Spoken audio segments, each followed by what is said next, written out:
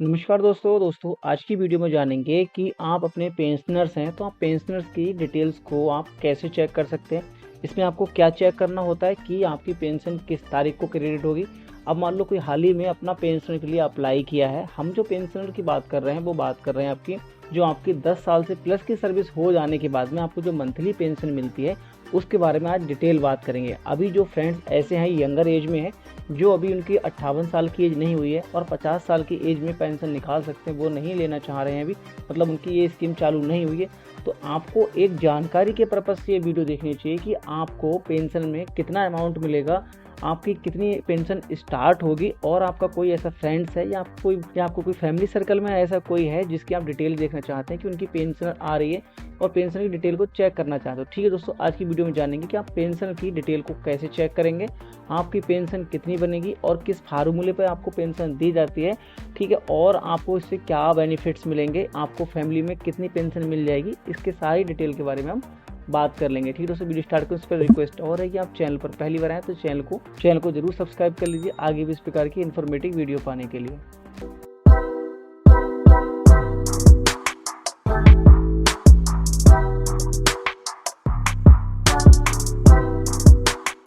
तो दोस्तों सबसे पहले हमको अपनी पेंशन को चेक करने के लिए अपना ईपीएफ का पोर्टल ऑन करना होगा। ईपीएफ के पोर्टल ऑन करने के लिए आपको ईपीएफ सर्च करेंगे, आपके सामने फर्स्ट ऑप्शन आ जाएगा, इस ऑप्शन पर आपको क्लिक करना होगा। यहाँ पे आपको एक ऑप्शन शो होगा, यहाँ पे एक न्यू ऑप्शन जोड़ दिया है। फिलहाल ये जो ऑप्शन नहीं शो होता था, ये पेंशनर पोर्टल्स करके, ये जो आपका ऑप्शन है ये आपको शो हो जाएगा। अगर किसी फ्रेंड्स को ये ऑप्शन नहीं दिख रहा है तो आपको क्या करना होगा, सर्विस वाले ऑप्शन पर क्लिक करेंगे। यहाँ पे आपके सामने ऑप्शन दिखेगा फॉर एम्प्लॉइज, एम्प्लॉयर पर क्लिक नहीं करना है, आप कर्मचारी है, नियोक्ता नहीं है, तो आप एम्प्लॉय पर क्लिक करेंगे। जैसे आप इस ऑप्शन पर क्लिक करेंगे नीचे आपको स्क्रॉल डाउन करना होगा, यहाँ पे आपको सर्विसेज ऑप्शन मिल जाएगा।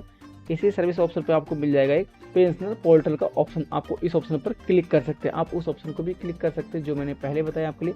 फिर आपके सामने इस टाइप का एक प्रोफाइल ओपन होकर आ जाएगी। यहाँ पे आपको अपने पीपीओ नंबर के द्वारा आपका पेंशन की डिटेल को निकाल सकते हैं। अब आपको पीपीओ नंबर निकालना है, आपको नहीं पता कि आपको पीपीओ नंबर क्या है या आपने पहली बार अप्लाई किया है कि आपके पीपीओ नंबर जनरेट हुआ है नहीं हुआ, चेक कैसे करेंगे, तो मैंने इसकी वीडियो पहले ही बना रखी है, उसका लिंक आपको डिस्क्रिप्शन में मिल जाएगा कि आप पीपीओ नंबर कैसे निकाल सकते हैं। फिलहाल मेरे पास पीपीओ नंबर है, तो आपको यहाँ पे ऑप्शन शो होता होगा नाउ योर पेंशनर स्टेटस, आपको इस ऑप्शन पर क्लिक करना होगा। तो फ्रेंड जैसे आप इस ऑप्शन पर क्लिक करेंगे आपके सामने ऑप्शन होगा इश्यू ऑफिस, मतलब जो आपका पीएफ ऑफिस है वो कौन सा पीएफ ऑफिस है जिससे आप पेंशन के लिए स्टार्ट करना चाहते हैं। फिलहाल हम एग्जाम्पल पर मेरठ को चूज़ कर ले तो मेरठ चूज़ कर लेंगे। यहाँ पे आपको पीपीओ नंबर फिल करना होगा, तो पीपीओ नंबर कैसे निकालेंगे उसकी वीडियो ने बना रखी है, बता दिया मैंने आपके लिए। यहाँ पे पीपीओ नंबर फिल करने के बाद गेट स्टेटस पर क्लिक करना होगा। जैसे फ्रेंड्स आप इस ऑप्शन पर क्लिक करेंगे आपके सामने यहाँ पे आपको डिटेल शो हो जाएगी, यहाँ पे आपको पीपीओ नंबर शो हो जाएगा। ठीक है, यहाँ पे पेंशनर का नाम शो हो जाएगा कि जिनके नाम की पेंशन चालू हो चुकी है, उनकी डेट ऑफ बर्थ क्या थी, थोड़ा यहाँ पे आपको ईयर का हिंट दे देंगे इतनी ईयर है, और जो आपका पेंशन का टाइप है वो आपको पेंशन का टाइप शो कर देंगे। यहाँ पे आपको दिया है pension has been credit up to March 2024, मतलब मार्च 2024 की जो पेंशन थी उसको आपके अकाउंट में क्रेडिट कर दिया गया। यहाँ पे आपको एक विशेष ध्यान और रखना है, यहाँ पे है the life certificate of has been received and it is valid up to November 2024।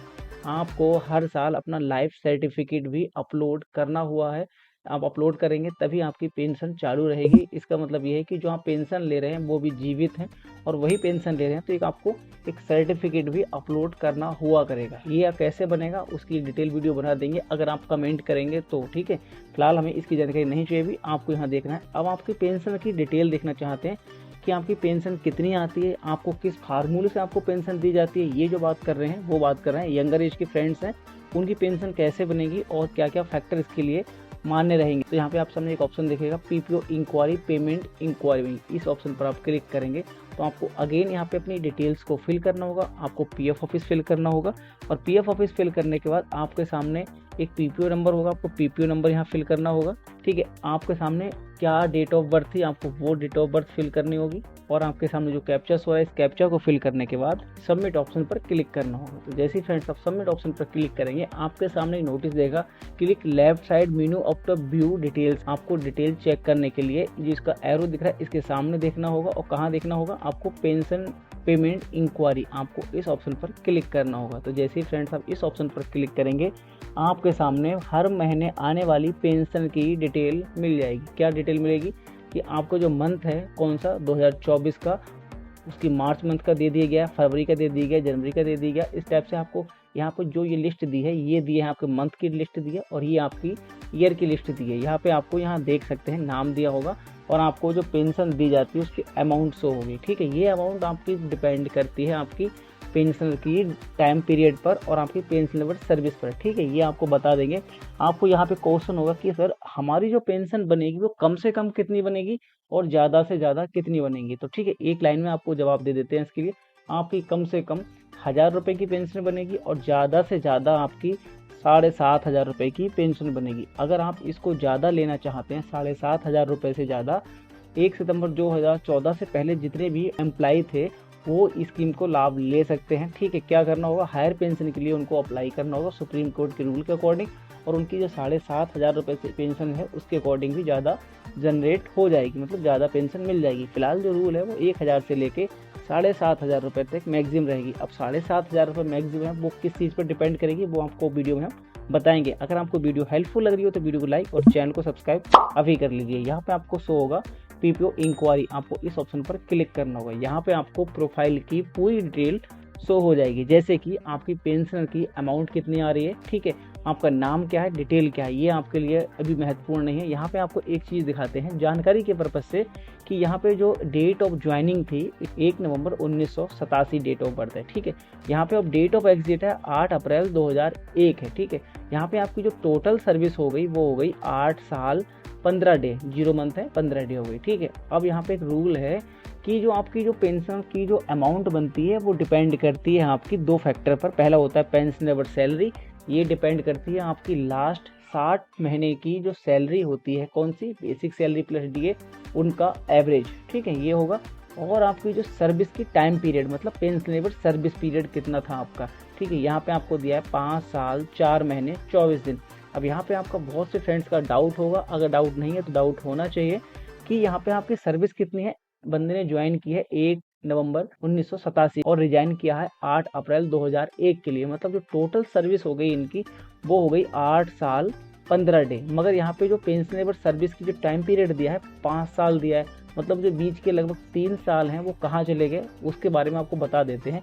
ये जो रूल आया है पीएफ का, ईपीएफ का रूल, वो आया आपका 15 नवंबर 1995 के बाद। तो 15 नवंबर 1995 से पहले जितनी भी सर्विस होगी, जितना भी आपका टाइम पीरियड होगा उसको ये काउंट नहीं करते हैं। इसके बाद जो टाइम होगा उसी को ये काउंट करते हैं। आप अगर 15 नवंबर 1995 से लेके और इस टाइम पीरियड को 4 अप्रैल 2001 तक आप काउंट करेंगे तो आपके 5 साल 4 महीने 24 दिन ही निकल के आएंगे।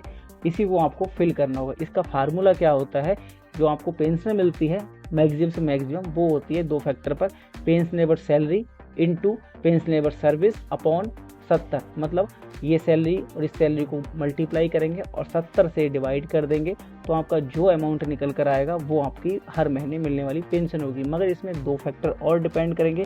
ये जो आपको पेंशन मिलेगी वो मिलती है आपकी 58 साल के बाद। अगर आप 50 साल में ये अप्लाई कर देते हैं तो पर साल के हिसाब से आपको 4% कम पेंशन दी जाएगी। ठीक है, इस चीज़ के लिए विशेष ध्यान रखना है। एक यहाँ पे फैक्टर और वैलिड है, जो है अगर आप कोई भी एम्प्लॉय 20 साल के बाद तक जॉब करता है तो उनके लिए 2 साल एक्स्ट्रा सर्विस जोड़ दी जाती है। कैसे, मान लो कोई बंदे ने 22 साल जॉब की है तो 22 साल ना लिख के वो अपना 24 साल लिखेगा। ठीक है, इसी प्रकार से अगर ये लिमिट कहाँ तक होती है, मैक्सिमम होती है 35 साल तक। मतलब अगर किसी एम्प्लॉय ने 35 साल तक जॉब की है तो जो पेंशनेबल सर्विस की पीरियड होगा वो 35 ही लिखेंगे। अगर किसी ने 33 साल जॉब की है तो वो 2 एक्स्ट्रा करके 35 कर सकता है। ठीक है, अगर 30 की है तो 32 कर सकता है, मतलब 32 इंटू पेंशनेबल सैलरी अपॉन 70 ये कर देंगे। ठीक है, इस पे आपका मैक्सिमम सैलरी निकल आएगी। अब आपको जो मैंने बताई थी मैक्सिमम सैलरी कितनी बनेगी, तो यहाँ पे आपको एक कैलकुलेटर के साथ दिखा देते हैं आपके लिए। तो इस फार्मूले के हिसाब से हम देख लेते हैं। अगर मान लो किसी बंदे की जो मैक्सिमम सैलरी है वो कितनी बनेगी, वो बनेगी मतलब 35 साल का टाइम पीरियड रहेगा उनका, ठीक है। और उनकी जो बेसिक सैलरी होती है अभी के प्रेजेंट टाइम पे वो होती है 15,000 रुपये। इससे ऊपर किसी की बेसिक सैलरी नहीं लगाई गई है एपीएफ के रूल के अकॉर्डिंग। अगर उसकी किसी की ज़्यादा सैलरी होती है तो यहाँ पे इन्होंने कैपिंग लगा रखा है, ठीक है। इसको आप इक्वल करेंगे तो आपको आएगा 5,25,000 रुपये। अब इसको आप जो फैक्टर बताया था मैंने, भाग करेंगे आप 70 से, तो इसको जब 70 से भाग करेंगे तो आपका निकल के आएगा यहाँ पे 7,500 रुपये। तो मैंने कहा ना आपके लिए जो मैक्सिमम सैलरी बनने वाली है वो आपकी 7,500 रुपये बनने वाली है। मतलब आपको पर मंथ 7,500 रुपये तक मिल सकते हैं। वो आपको इस फार्मूले पर डिपेंड होता है। अगर आपको ज़्यादा सैलरी चाहिए, 1 सितंबर 2014 के पहले एम्प्लॉई है तो वो एक सर्कुलर जारी कर दिया गया है किसके, सुप्रीम कोर्ट के द्वारा, उसके द्वारा अपने पेंशनर ज़्यादा ले सकते हैं। इसके साथ में कौन कौन पेंशन ले सकते हैं ये आपको दिखाएंगे इसमें प्रूफ के लिए। नीचे आप स्क्रॉल डाउन करेंगे तो यहाँ पे आपको जो फैमिली डिटेल्स होगी, जो भी आपकी फैमिली होंगी उनको भी आप पेंशन ले सकते हैं। कैसे ले सकते हैं, जैसे कि अगर कोई हस्बैंड है तो उनकी सैलरी ली जा रही है, यहाँ पे आप देख सकते हैं 937 रुपये दी जा रही है। आपको 937 रुपये क्यों दिए जा रहे हैं, क्योंकि मैंने कहा मिनिमम जो सैलरी होगी आपको 1,000 रुपये मिलेगी, मगर इनकी जो ज्वाइनिंग डेट है वो डेट है पहले कब, 1987 की डेट ऑफ है, ठीक है। 1987 जॉब की है। जो इनके रूल है 15 नवंबर 1995 के अकॉर्डिंग चला है। 4% कम सैलरी दी गई है पर मंथ के हिसाब से। क्योंकि इन्होंने 50 साल के अंदर इन्होंने ये सर्विस चालू कर ली थी पेंशनर के लिए। तो इनको ये पेंशन मिलती है किसके लिए, जिसका अकाउंट है, 937 रुपये यहाँ मिलते हैं। देन इनकी जो वाइफ है उनके लिए इनकी परसेंटेज मिलती है, और जो बाकी अमाउंट है जो इनकी दिए 150 रुपये वो इनके बच्चों के अकाउंट में क्रेडिट किए जाते हैं। मगर ध्यान रखना यहाँ पे जो बैंक अकाउंट लगाएंगे वो सभी लोगों का एक ही होना चाहिए। मतलब पीएफ होल्डर का एक ही अकाउंट होना चाहिए, उनकी वाइफ का भी एक ही अकाउंट होना चाहिए, एक ही अकाउंट उनकी बच्चों का भी होना चाहिए। मतलब एक बैंक में ही अकाउंट होना चाहिए। तो इस प्रकार से आप अपनी पेंशन को कैलकुलेट कर सकते हैं। एक जो सबसे महत्वपूर्ण बात आती है वो रह गई, वो आपको यहाँ बता देते हैं। देखिए होता क्या है, जो 5 साल 4 महीने 24 दिन है, अगर इसमें आप ज़्यादा बेनिफिट लेना चाहते हैं तो रूल क्या है, 5 साल 6 महीने 1 दिन जॉब करेंगे तो आपकी जॉब होगी वो 6 साल के बराबर काउंट कर ली जाती है, ठीक है। अगर किसी की जॉब 5 साल 4 महीने है, मतलब 6 महीने से कम है, तो ये 5 साल काउंट की जाती है, 4 महीने यहाँ पे नहीं काउंट किए जाते। अगर यही 4 की जगह 6 महीने और 1 दिन भी एक्स्ट्रा होता तो ये सर्विस होती है वो 6 साल के बराबर काउंट कर ली जाती है। ये रूल क्या है, ईपीएफ के रूल के अकॉर्डिंग कोई भी एम्प्लॉय 6 महीने पर बेस होता है। मतलब अगर 6 महीने से कम है तो उसको पिछली ईयर पे काउंट कर लिया जाता है, और 6 महीने से अगर 1 दिन भी ज़्यादा है तो जो आने वाली ईयर होती है उस पर काउंट कर लिया जाता है। जैसे कि एग्जांपल 5 साल 4 महीने 24 दिन है तो जो हम काउंट करेंगे वो 5 साल करेंगे, ठीक है। अगर यही 5 साल 6 महीने 1 दिन एक्स्ट्रा होता तो इसको हम 6 साल काउंट करते। ये भी विशेष ध्यान रखना है, किसी भी सर्विस में जॉब करें तो 6 महीने से चाहे 1 ही दिन ऊपर करें, जॉब जरूर करनी चाहिए। इससे आपको एक्स्ट्रा बेनिफिट मिलते हैं। ये आपको मंथली पेंशन पे भी आपको डिपेंड होती है, और यही आपको जो आप टेंसी फॉर्म भरते हैं 1 टाइम पे पेंशन लेने के लिए, वहाँ भी आपकी एप्लीकेबल होती है। जो टेबल डी के अकॉर्डिंग आपको पैसा ज़्यादा से ज़्यादा मिलता है। तो आई होप दोस्तों आपको वीडियो बहुत हेल्पफुल लगी होगी। अगर आपके मन में कोई भी कन्फ्यूजन हो इस टाइप से लेकर तो हमसे कमेंट के माध्यम से भी पूछ सकते हो। हमसे बात करना चाहते हैं तो इंस्टाग्राम आईडी का लिंक, फेसबुक का लिंक और व्हाट्सएप ग्रुप का लिंक, सबका लिंक हमने डिस्क्रिप्शन में दे रखा है। आपको जो सुविधा हो उसमें हमको फॉलो करके हमें मैसेज कीजिए, हम आपकी प्रॉब्लम के बारे में डिटेल में बात कर लेंगे। तो ठीक है दोस्तों, हम मिलते हैं आगे भी इस प्रकार की इन्फॉर्मेटिव वीडियो के साथ। तब तक के लिए टेक केयर और बाय बाय।